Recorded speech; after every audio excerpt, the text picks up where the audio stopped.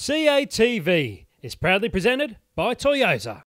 Ryan, when you spoke to us, the Australian journalist, you said that you had a perhaps different idea to what David Warner did about why the ball was moving or not moving in Port Elizabeth.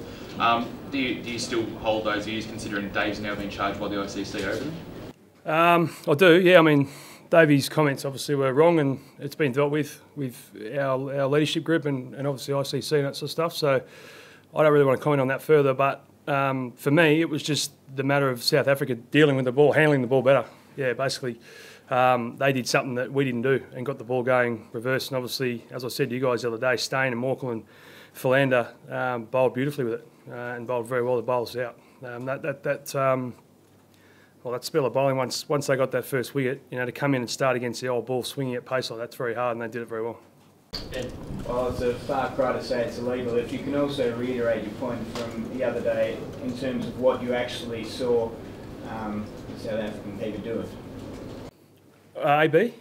Oh, look, he's obviously doing something with his gloves, but that's not illegal. I don't think it's illegal. Otherwise, the umpires and the match referee would have done something about it. So, I don't know what he's doing with the ball. I didn't take a lot of notice. We saw him doing a couple of things every now and then, and the boys were commenting. That's the only reason I was looking at it. But if he was doing anything illegal, he would have been charged. Simple as that.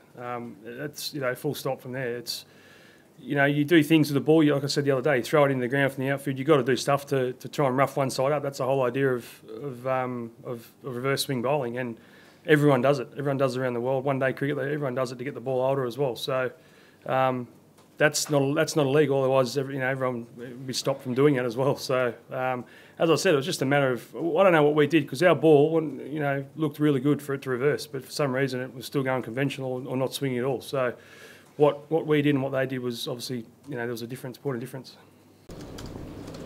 Ryan, just looking ahead to this Test match, it's sort of a short turnaround from the P Test. Sort of how easy is it to get you guys up again after a defeat like that? It's not as short turnaround as it should have been because we finished a day early. But look, we've had a good break, to be honest. We had 2 days off of not doing much refreshing up, and the boys just had a really hard session then. And if you're having trouble, I say it all the time, you're having trouble getting up playing a Test match for your country, especially the number one team in the world, and potentially beating them in a series, you probably should be on the plane home. So we're all ready for it. We know what we did in Port Elizabeth was nowhere near what we've been playing like. We've been playing good cricket over the last 12 months, I think, or 6 to 12 months. So we've just got to make some minor adjustments. We're not panicking. We just know we didn't play well enough on the day. But we know a week before that we rolled them and played very well. So we've just got to make sure that our skills are up to scratch. And if we know if we do that, we can win. Ronnie, we're voting the same net as Shane Watson. He looked fine. Is he fit for selection? As far as I know, he bowled. I think he bowled 6 overs today, so that's what he needed to bowl. So he got through fine and looked good with the ball. Pretty accurate as he usually is. So as far as I know, he's up for selection. There's been no talk about team selections or anything as yet. That'll be done either tonight or tomorrow. So or the morning of the game. So and it's not up to me to do that, which is even better. So look, he looked really good, and I hope I hope he plays. But the other thing is obviously someone's got to miss out, which is unfortunate.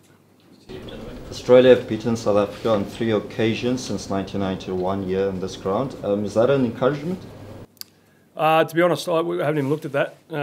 We need to win. Doesn't matter where we're playing. We need to win. So I guess you come to a ground where we have won before. I guess it is encouraging. But again, we haven't really spoken about that. We're just worried about what we had to do today, getting ourselves ready to play and win.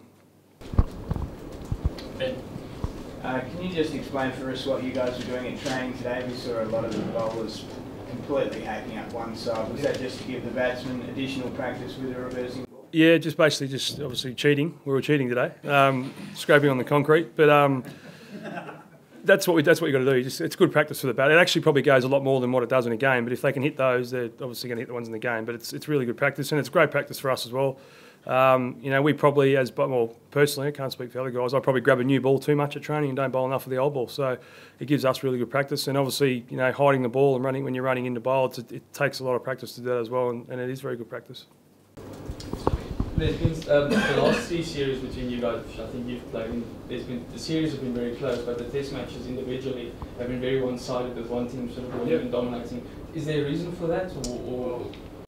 Not really. I don't know why that is. I think it just shows how close the teams are, and on their day, any team can roll another team. There's no explanation for that. I think just on the day, we're two very good teams. And if we play our best cricket, it's going to be a hell of a test match. And at the moment, I don't think either side has played their best cricket because of the two contrasting results. So, Ryan, the same pace attacks played the last 7 tests. You and Pete also played the Winter Ashes series. How badly, the three of you, do you want to finish the job here? Yeah, well, that's the thing. Sids and I, well, again, not speaking for Sids, but myself, I spoke to you the other day. I'm not happy with what I've done here so far, but to come off a great series in Australia and do as well as we did there, and to come here and probably not live up to what we've done over there is disappointing. So for me personally, it's just a matter of getting out there and hopefully, obviously pending selection, getting out there and finish off the series, well, and hopefully getting a win, but also, personally trying to contribute to the team, I guess, which I haven't done a lot this series. So, to top it off, we go back to England even, we played well there, we just didn't win, but we knew we were close. We showed it in Australia and we've got to show it here now. This last 2 Telford Ryan, can you give us an inkling to what Shane Warne's doing out here with the squad?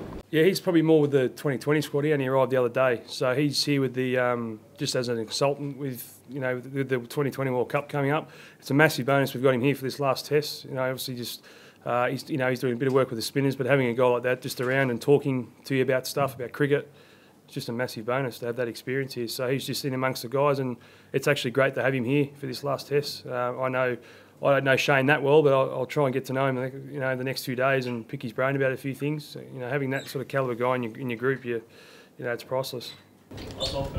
Ryan, what's the situation with your knee, and are you sort of playing through the pain now in terms of just getting to the end of the series? I'm playing through pain. I've played through pain for a while now, but it's one of those things. Like I said, if I didn't want to do it, I wouldn't have done it up till now. But it's getting more annoying. But again, it's what I choose to do. If I'm not right, then I won't. I'll tell the coach that I'm not right. But I know that I've got one good push here, and I know I can. I said in my article during the week in the press that I haven't been bowling that well, and it's gone public with that. But it's something that I know I'm not far away. I'm not far off with where I'm at, but also I just want to get through. I want to get through this and finish off another test match and hopefully another series win. And then from then on, I've got, after this, I think I've got 4 months off. Plenty of time to get my body right and my knee, more importantly, my knee right, I guess. So for me, it's getting through this and really wanting to, as I said just before, finish off what we started back in Australia.